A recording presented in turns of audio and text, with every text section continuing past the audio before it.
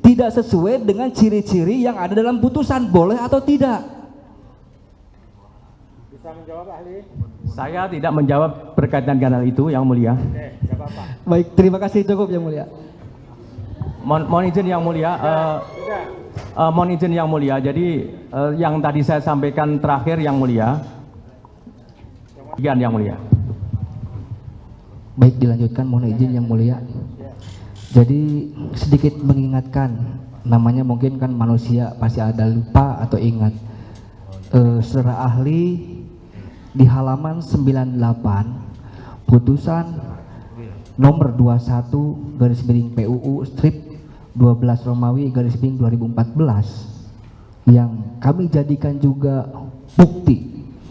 Sedikit saya sebutkan di pasal 98 pertimbangan Hakim Mahkamah Konstitusi. Kutipannya berikut. Bukti permulaan yang cukup dan bukti yang cukup sebagaimana ditentukan dalam pasal 1 angka 14, pasal 17 dan pasal 21 ayat 1 KUHP harus ditafsirkan sekurang-kurangnya dua alat bukti yang termuat dalam pasal 184 KUHP dan disertai dengan pemeriksaan calon tersangkanya. Sementara tadi disampaikan tidak diperlukan pemeriksaan calon tersangkanya. Apakah keterangan tersebut dapat mengesampingkan putusan Mahkamah Konstitusi yang kita anggap sebagai sebagai landasan hukum atau undang-undang? Ini pendapat ahli, apakah tetap dengan pendapat tadi atau berubah? Saya tetap Yang Mulia. Pendapat saya demikian. Oke, itu pendapat ahli, tidak bisa kita paksakan. Iya. Tidak suka atau tidak. Iya betul. Makanya kami mengingatkan dulu ada. Iya. Nggak bisa. Siap. Kalau menurut yang bersangkutan kita nggak bisa. Siap. Oke. Terima kasih. Dilanjutkan ke pertanyaan yang lain ya. Jadi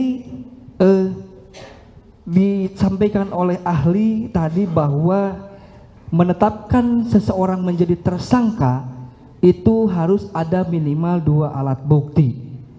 Nah, kami sampaikan berdasarkan Perkapolri nomor 6 tahun 2019 tentang penyidikan tindak pidana di pasal 25 ayat 1 menyebutkan penetapan tersangka berdasarkan paling sedikit dua alat bukti yang didukung barang bukti. Pertanyaannya, apa bedanya alat bukti dengan barang bukti? Mohon izin Yang Mulia. Jadi kalau alat bukti itu kan 184 dan 1 KUHP. Barang bukti itu barang-barang atau benda yang ada kaitannya dengan satu tindak pidana. Barang buktinya bisa macam-macam. Surat barang bukti tidak, barang bukti, tapi surat bisa juga dikualifikasi sebagai alat bukti surat. Itu barang bukti. Benda-benda yang ada kaitannya, yang ada hubungannya dengan tindak pidana atau alat, itu juga barang bukti, dan seterusnya. Saya kira berbeda maknanya berkaitan dengan alat bukti dan barang bukti. Demikian Yang Mulia. Oke. Baik, berarti apakah alat bukti tersebut harus disertai dengan barang bukti atau hanya cukup alat bukti saja? Ini kalau dalam pelimpahan perkara cuma alat bukti aja, tiba-tiba barang buktinya tidak diketemukan, apakah bisa atau harus dicari terdahulu BB-nya? Ya, mohon izin Yang Mulia. Tentu kan ini teknis di administrasi kaitannya dengan penyidikan Yang Mulia. Itu menjadi domainnya penyidik untuk itu. Tapi dari apa yang tadi kami atau saya sampaikan di dalam forum sidang Yang Mulia ini adalah berkaitan dengan alat bukti yang dijadikan sebagai alat bukti sebagai dasar untuk menetapkan tersangka. Ya, alat bukti ya. Seperti itu. Baik. Kembali kami mengupas tentang barang bukti. Berdasarkan pasal 39 ayat 1 KUHP terdapat dua jenis barang bukti. Satu, benda yang berwujud yang berupa A, benda yang digunakan dalam melakukan tindak pidana atau untuk melakukannya. Jadi di dalam pasal 39 KUHP. Pertanyaannya, Ya sebentar. Dalam pra peradilan, Ya, Yang Mulia. perlu nggak sih barang bukti? Tidak perlu Yang Mulia. Itu ya. Kalau dalam pra peradilan tidak perlu barang bukti. Tidak perlu Yang Mulia. Itu nanti dalam perkara pokoknya Yang Mulia. Lanjut. Berarti lebih ke alat bukti yang lebih diutamakan daripada barang bukti yang dipergunakan oleh seseorang dalam melakukan tindak pidana, begitu? Ya, dalam pra peradilan menurut ahli seperti Menurut ahli begitu? ya. Tadi saya sudah sampaikan dan tegaskan berkali-kali Yang Mulia, kan persoalan inti dalam pra peradilan ini adalah berkaitan dengan penetapan tersangka. Kalau berkaitan dengan soal penetapan tersangka, maka apa yang dijadikan dasar yaitu alat bukti. Demikian Yang Mulia. Ya, seperti itu ahli. Yang lain, pertanyaan yang lain.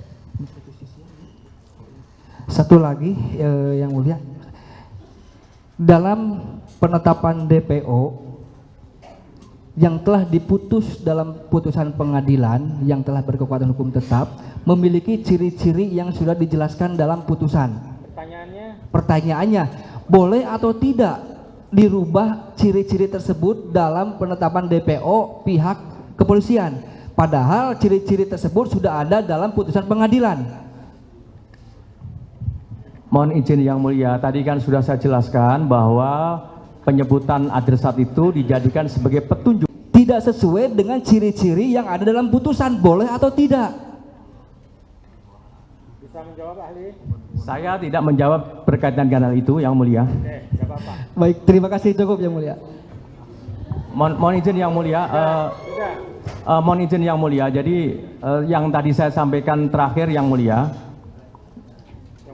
Saya Yang Mulia.